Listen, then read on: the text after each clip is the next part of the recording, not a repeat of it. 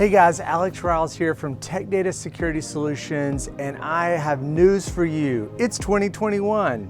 Now, I don't think 2021 is going to be quite the silver bullet we all hoped it would be. We'll likely still be dealing with COVID for another 6 months or more. The economy is going to be challenged for a couple of years. We're going to probably still have a little social and political unrest in this country, and cybersecurity is likely going to continue to grow and be a threat and a problem for a lot of companies this year. But it doesn't have to be all bad. If we do the basic things, we can mitigate a lot of our challenges. We need to continue to social distance. Let's not fuel the political unrest. And let's do the basic things to make sure that our companies and we ourselves are safe when it comes to cybersecurity. And to that end, I want to provide 6 cybersecurity predictions for 2021. Now, I'm sure there's many more than 6, but these are the ones I think that are going to be most impactful. Number 1, the growth of cyber breach cost will probably outpace the growth of the global economy. What do I mean by that? I think the global economy is going to probably be growing in single digits this year as a result of the economic hit from COVID. But cybersecurity breach cost is going to be in the double digits this year. What I mean by that is that the cost companies will have to pay to recover from a cyber attack is going to continue to go up. Those costs might mean recovery cost, forensic cost, downtime of your IT staff as they focus on your recovery, lost customers. All that goes into a cyber breach cost. We need to be on the lookout for that this year.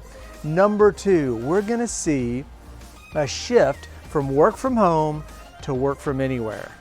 I don't think it's any surprise that as we come out of the throes of COVID, most people won't just go back into an office if you're in a professional business environment. Likely you'll continue to work from home, most of you.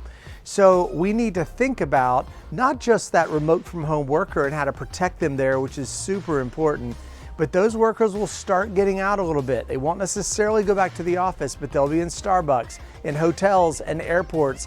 And we need to think about our security as securing people wherever they are, not just securing them in their home. But while I'm on that, don't neglect this year the focus to secure people in their home as well. We need to be patching our home firewalls. We need good password management. We need to be careful not to use personal devices that don't have VPN clients on them. The third prediction I have for 2021 is the continued growth in the number and scale of emerging security providers. It's going to cause a lot of customer confusion this year as they try to understand who does what and what's the difference in all these guys. Did you know that there's over 2,000 security vendors in the market right now, and it's growing all the time? I have such a privilege in my job to be able to talk to several different emerging vendors every single week of my life, and it's a lot of fun. A lot of these guys are right out of stealth, or they're just got their Series A from their investor venture capital fund, and they're off to the races. They have a decent product, they're figuring out how to take it to market, and unfortunately, a lot of these guys look and smell similar. They might use slightly different terms. Is it a MDR solution, managed detection response? Is it an EDR solution, endpoint detection response? Is it a new XDR solution, extended detection and response? How are we supposed to know the subtle differences and know which vendor's providing which technology? It's going to be confusing. Tech Data is here to help our channel partners to help the customers understand what to use in what situation. The fourth prediction I have for 2021 is cloud-based security will continue to grow. Now, when we say cloud-based security, it's really popular because we're taking that security away from the data center and the endpoint and putting a lot of it up in the cloud from a management perspective, a data processing perspective, and it gives scale to this work from anywhere concept. The challenge we need to be careful of this year, though, is in the rush to cloud everything, we're going to cause potentially some security holes, some misconfigurations, some outages. So it's very important as we shift to security in the cloud that we treat it like we did security on premise. We're very careful about how we configure our environments and recognize that you have to put the same level of rigor as you do in a normal security environment. Number 5 prediction for 2021, I think that identity and access management and multi-factor authentication will take center stage this year as we start to see passwords go away. Now, passwords are not going to fade away this year alone. It's going to take some time. But I think the acceleration of that movement that's been in progress now for several years is going to really accelerate this year. So what I mean by that is multi-factor authentication could be ways to log into your devices using biometrics. Notice your mobile phones now are using fingerprint identification to log in, facial ID to log in, as well as a code you can swipe on your phone.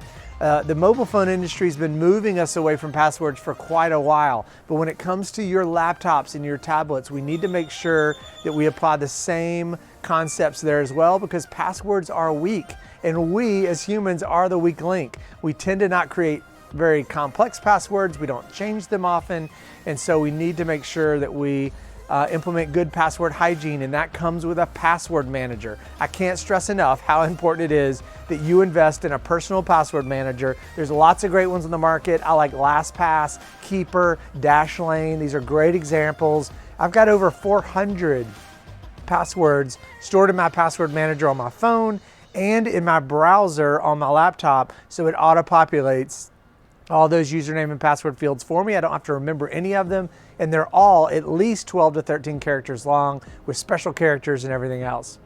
The sixth prediction for 2021 is ransomware will continue to grow this year, unlike we've seen it in the past. Ransomware has gotten very sophisticated.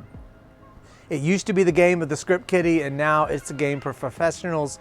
We're going to see some more advanced concepts and techniques. For instance, they're starting to steal your data, download it before they encrypt your hard drive.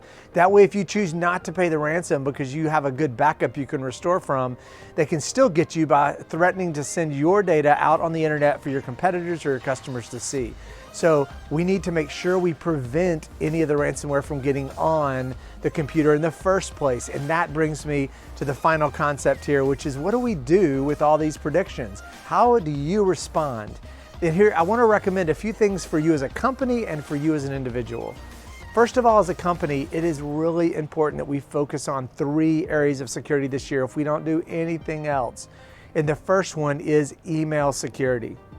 When we talk about installing ransomware or any malware, did you know that 80% of that malware is downloaded and installed from users clicking bad links in emails that they should never have clicked? It's important for us to pay attention to those emails and not click anything that's suspicious. But an email security solution can help weed out those emails before you ever see them. The second area of security you must focus on this year is endpoint security. Next-gen endpoint will, if that malware gets on your laptop or tablet or phone, prevent it from doing damage or spreading.